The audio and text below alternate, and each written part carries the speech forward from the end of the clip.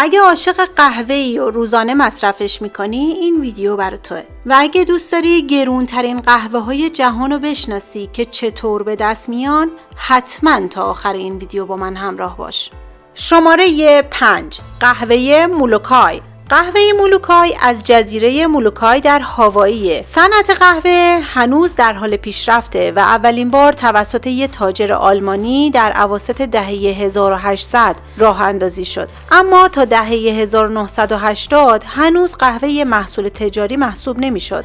دونه قهوه مولوکای با ارزش یک گیاه کاتوایی قرمز رنگه که در خاک‌های آتشفشانی هاوایی رشد میکنه و نوت‌های طعم قوی رو تولید میکنه که به خصوص با درجه رست‌های دارکتر بسیار خوش عطر و طعمه. اگه قهوه لاکچری میخواین به دنبال برچسب مولوکای پرایم باشید. این یعنی قهوه‌ای که میخرید بهترینه. قهوه مولوکای کیلویی $135.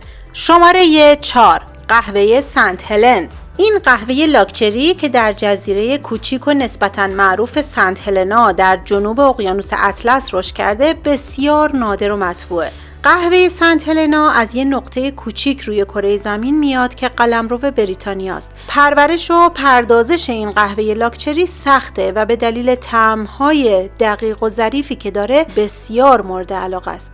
استارباکس در سال 2016 با استفاده از قهوه‌های سنت هلن تیتر خبرها شد و این قهوه مخصوص رو حدود کیلویی $320 به فروش رسوند. شماره 3.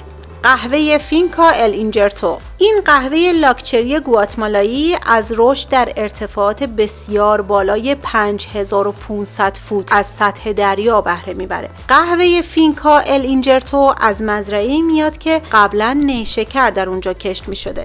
اغلب مقدار زیادی از این قهوه به مزایده گذاشته میشه و هر کیلو از اون حدود $1100 فروخته میشه. قهوه اینجرتو مثل قهوه کونا و برخی دیگه از قهوه های مشهور جهان در برچسب رستری ها استفاده میشه. اما همیشه از خود دانه قهوه‌ای که در این قسمت از آمریکای مرکزی رشد میکنه درست نشده یا فقط درصد کمی از دونه های اون اینجرتوی اصله. شماره 2. قهوه کوپیلواک. یه حیوان بومی اندونزی به نام سیوت مسئول تولید این قهوه است.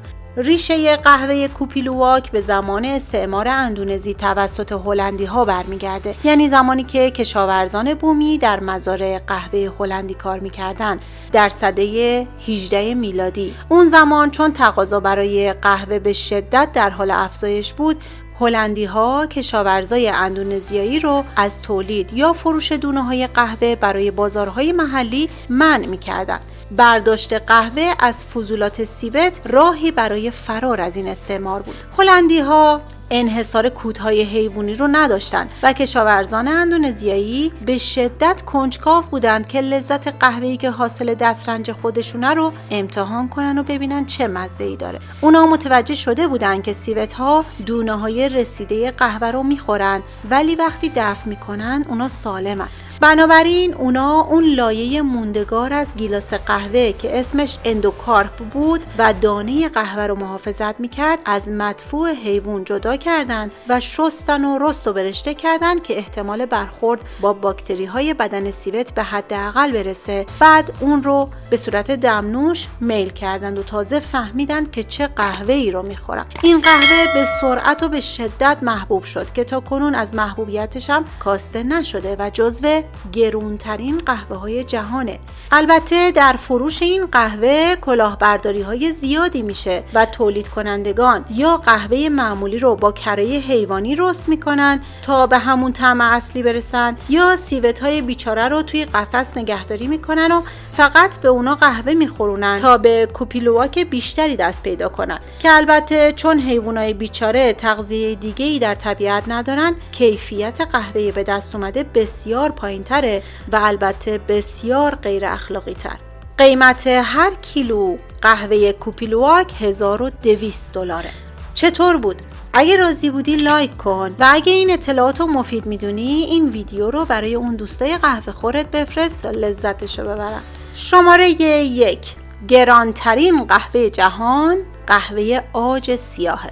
وقتی اسم عاج میاد قطعاً چیز ارزونی نیست. قهوه عاج سیاه یا بلک آیوری از شمال تایلند سرچشمه میگیره. حالا این قهوه چه ربطی به عاج داره؟ بیا برات بگم. این قهوه رو فقط یک شرکت تولید میکنه و عرضه اون بسیار محدوده و زمان زیادی هم نیست که وارد بازار شده و فقط در هتل‌های لوکس و آنچنانی سرو میشه. در شمال تایلند، در مثلث طلایی و در جایی که فیل‌های سرگردون رو پناه میدن، این قهوه به عمل میاد.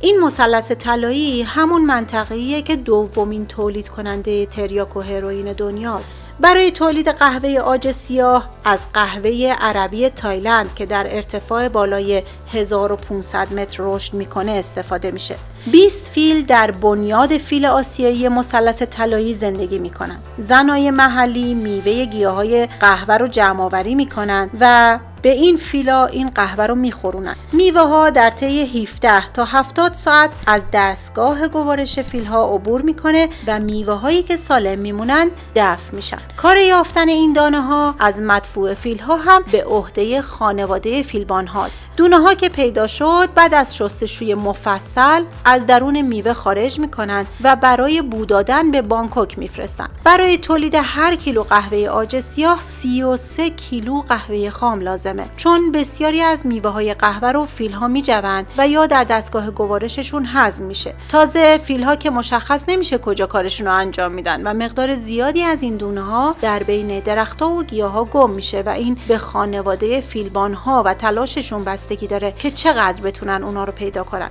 برای همین هم هست که این قهوه نادرترین و گرونترین قهوه دنیاست. حالا حسن این کار چیه؟ اینکه تلخی قهوه به دلیل پروتئین اونه که اسید معده فیل این پروتئین رو از بین میبره و باعث میشه محصول نهایی قهوه‌ای ملایم و مطبوع باشه که تلخی معمول رو نداره. در حال حاضر دسترسی به این قهوه کار راحتی نیست و فقط ثروتمندان در 4 گوشه دنیا و در چند هتل لوکس میتونن فنجونی از اونو بنوشن. در 5 هتل در مالدیو، 13 هتل در تایلند، 2 هتل در ماکائو و 1 هتل در آمریکا.